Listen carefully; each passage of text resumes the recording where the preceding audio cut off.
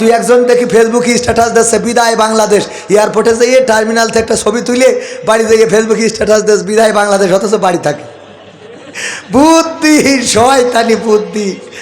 আল্লাহ, বিদায় বাংলাদেশ, এয়ারপোর্টে যেয়ে টার্মিনাল 1 বিদায় বাংলাদেশ, ছবি ফেসবুকে, অথচ বাড়ি পলাই রয়েছে।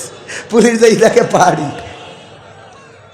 মানে এগুলো কৌশল, মানে অনেকেই বুদ্ধি করে না। একজন মরে যাওয়ার সময় সন্তানদের বলছে, শোন আমার মৃত্যুর পরে পুরনো কাপড়ের কাপড় দিয়ে মাটি দিবি, যেন নতুন কাপড়ের কাপড় কিনিস না। কেন?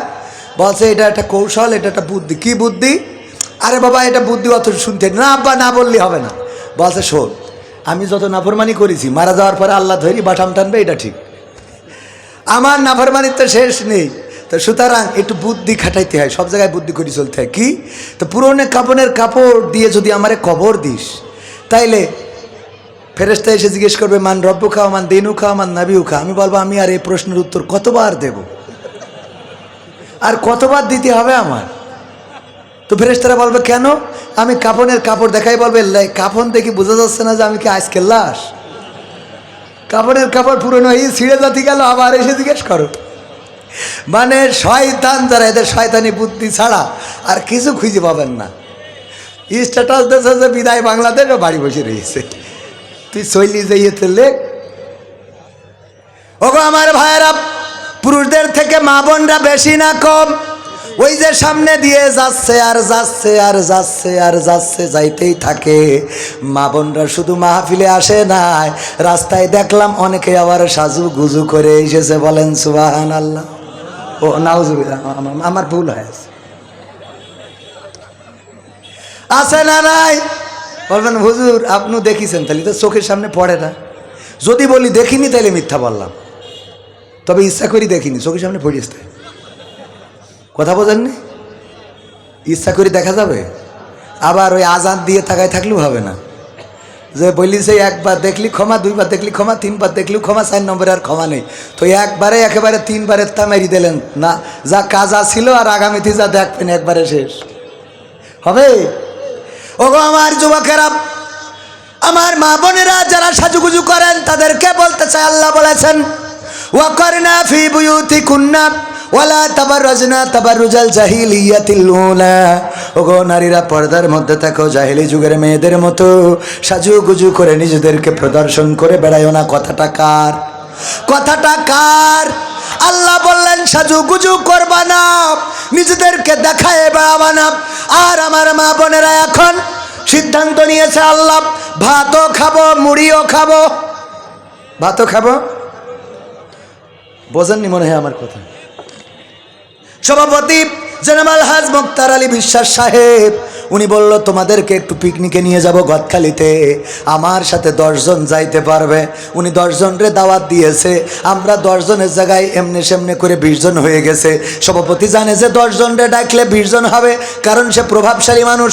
এই জন্যে বুদ্ধি করে 10 জনের জন্য ভাত আর 10 জনের জন্য মুড়ি ভাজা এই জাতীয় কিছু নিয়েছে, যে অন্তত যদি লোক বেশি হয় তাইলে কিছু লোকের ভাত খাওয়াবো আর কিছু লোকের মুড়ি খাওয়াবো।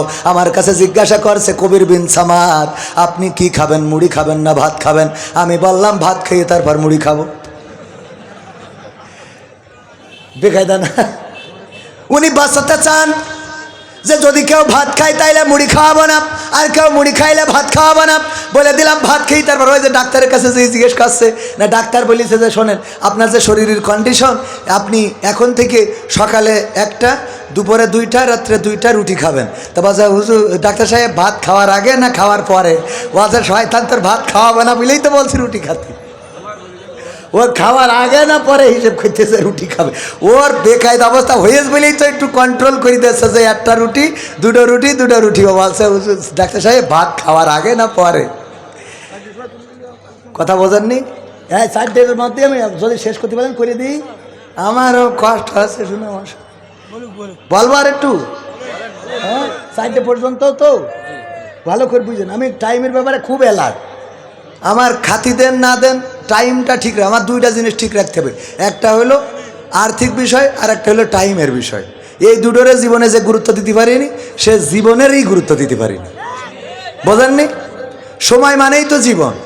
আমি যতজনের টাকা ধার দিয়েছি খুব কম লোকই পাইছি, যে টাইম মতো রাইট টাইমে টাকা পরিশোধ করেছে, এমনকি ইমিডিয়েট একজনের টাকা ধার দিয়ে জানুয়ারির 16 তারিখ 15 তারিখে দেওয়ার কথা, ফেব্রুয়ারির 15 চলে গেছে, না যায়নি এখনো, যাবে।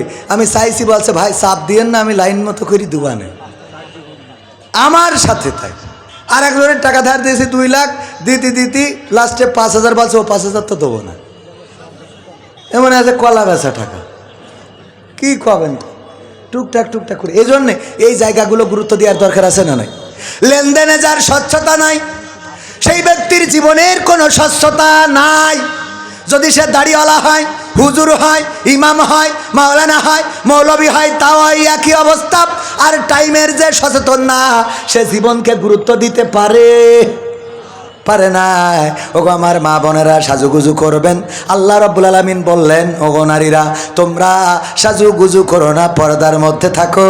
আর জাহিলি যুগের মেয়েদের মতো বেপরদা হয়ে নিজেদেরকে প্রদর্শন করে বেড়াইও না। এখন বেশি দূর যাওয়া লাগবে না, গদখালিতে যান। কথা কয় না? হলদে শাড়ি, মাথায় ফুল, ঠোঁটে লিপস্টিক, তারপরে আবার তার কাটার বেড়া কালো করে, বাউন্ডারি আছে না নাই? ওরে বাবা, কালো মানুষটাও আলকাতরা বেগমটাও পরিমণি এত সাজুগুজু করেছে ওই গদখালিতে, আবার ফুল মাথায়।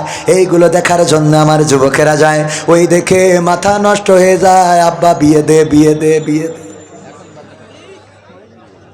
এইগুলো দেখে বিয়ে না দিয়ে রাসূলের হাদিস দিয়েও তো বিয়ের অনুরোধ জানানো যায়। রাসূলের হাদিস আছে না? বিশ্বনবী বললেন, ওগো আমার সাহাবীরা শুনে নাও, যদি তোমরা স্ত্রীদের সাথে মিলন করো, যদি নারীদের সাথে স্ত্রীদের সাথে সঙ্গম করো, তোমাদের স্ত্রীদের সাথে যখন তোমরা একান্তে সময় কাটাও, এই সময়ের জন্যও আল্লাহ রাব্বুল আলামিন তোমাদের আমল নামায় সওয়াব লিখে দেন।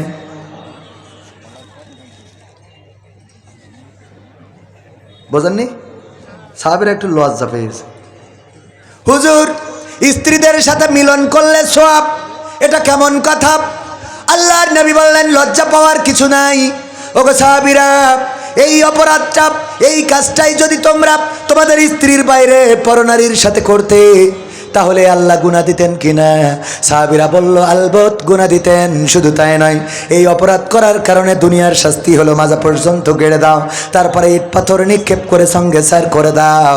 আল্লাহর নবী বললেন, যেই অপরাধ করলে আল্লাহ গুনাহ দিয়ে দিত, ওই কাজটাই যখন বৈধ জায়গায়, হালাল জায়গায় করো, আল্লাহ রাব্বুল আলামিন সওয়াব দিয়ে দেন। বলেন সুবহানাল্লাহ। সুতরাং যুবকরা এই হাদিসটা বাবাকে বলবেন, বাবা আমাদের সওয়াব যেহেতু আছে, বিয়ার 1 বছর পরে করে লাভটা কি? কথা কয় না? বরং 1 বছর পরে তুমি দাদা হবা, মা দাদি হবে, এই কাজটা কেন করে দাও না? আর আমাদের তো সওয়াব হবে। এই কথা বলে বিয়ের অনুরোধ করা যেতে পারে না? পারে না? বিয়ের অনুরোধ করবেন।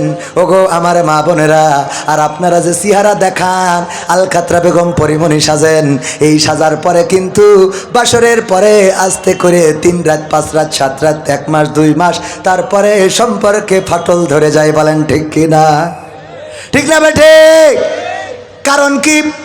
একজনের বিয়ে হয়েছে, বিয়ে করার পরে কেশবপুরের বিউটি পার্লারের যে মালিক, তার কাছে যেয়ে বলছে, ভাই এই যে আপনার জন্য iPhone 16 pro max, iPhone 16 pro max 2 লাখের উপরে দাম, এটা দিলাম আপনাকে। কেন? কয় আপনি কালকে আমার স্ত্রীকে সাজিয়ে দিয়েছিলেন। তাই খুশি হয়ে দিয়েছি। ও আল্লাহ আল্লাহ, এইরাম স্বামীর যেন আরো 3টে বিয়ে হয়। দিয়েছে কি? আইফোন 16 প্রো ম্যাক্স কভার, খুব সুন্দর করে। এটা দেওয়ার পরে চলে এসেছে, কভার খুলে দেখে কিসের আইফোন 16 প্রো ম্যাক্স, ওর মধ্যে কভার খুলে দেখে নোকিয়া 1100 গাডার মারা বাটনে কাজ করে না, লেখা রয়েছে এখন কেমন লাগে। এখন তার মানে হলো, গতকালকে তুমি যেইটারে সাজায় দিছিলাম, ওইটা আমি ওই যে ঘুমটা, বাসর রাতে ঘুমটাটা সরাইলাম, সরাই দেখলাম পরিমণির খালাতো বোনের মতো লাগে। কিন্তু গোসলের পরে সকালবেলা দেখি, এইটা আগে মনে করেছিলাম আইফোন 16 প্রো ম্যাক্স, গোসলের পরে সকালবেলা দেখি নোকিয়া 1100, তারপরেও গাডার মারা বাটনেও কাজ হচ্ছে না। কথা বোঝেননি? এরকম ঘটে না? আর আগের সময় বিয়ে দিতে গেলে আমার সভাপতি সাহেব, মুরব্বী যারা আছেন, তারা যে জিজ্ঞাসা করতেন, ওগো মা বলো দেখি তুমি কোরআন পড়তে পারো কিনা? বলতো হ্যাঁ পারি। তাইলে এই কোরআনের 2টা লাইন পড়ে শোনাও। বের করে দিয়ে সামনে ধরা হতো, নাও 2টা লাইন পড়ে শোনাও। 2টা লাইন পড়ে শোনাতো গুনগুন করে। তারপরে বলতো সূরা ইয়াসিন মুখস্থ আছে কিনা, আর রহমান পারো কিনা, আয়াতুল কুরসিটা হবে কিনা। জিজ্ঞাসা করা হতো, ওগো মা বলো দেখি নামাজের আরকান আহকাম কয়টা, উযু ভঙ্গের কারণ কয়টা, উযুর ফরজ কয়টা, তায়াম্মুম করার বিধান কখন কার্যকর হয়। এমনি ভাবে জিজ্ঞাসা করা হতো। যখন সব প্রশ্নের উত্তর দিতে পারত, আমাদের চাচারা বলতেন ঠিক আছে, মেয়েটা চেহারায় একটু কমা কিন্তু অন্য দিকতে 100-এ 100। সুতরাং এই মেয়েটাকে ঘরে নিয়ে যায়, জাতের পানি, ওই যে নদীর পানি ঘোলা ভালো, জাতের মেয়ে কালো ভালো, এই বলে মেয়েটারে অ্যাকসেপ্ট করে দিত যে এই মেয়েটারে বিয়ে দেব আমাদের সন্তানের সাথে।